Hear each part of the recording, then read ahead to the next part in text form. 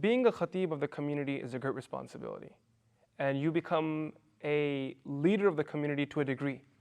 And being a leader, one of the most important qualities is to be humble and kind. And understand that not every person will agree with what you have to say. And when someone does critique you, not just to brush it over and think that person is after me and that person is just always taking mistakes out of everyone, but to objectively look at what they're saying and understand that. It's very common that I'll be giving a khutbah somewhere, and after giving that khutbah, someone will come up and say something that is not even factually true.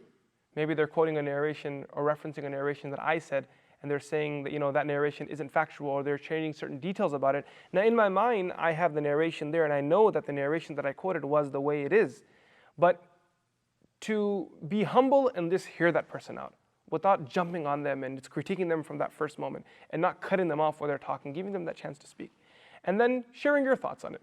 And the last part is thanking them and appreciating them for being so kind in correcting you, and encouraging them to continue doing this. Because if we aren't there to correct each other and critique each other, the imams and khatibs are then, no one's above them. They can say anything and get away with it.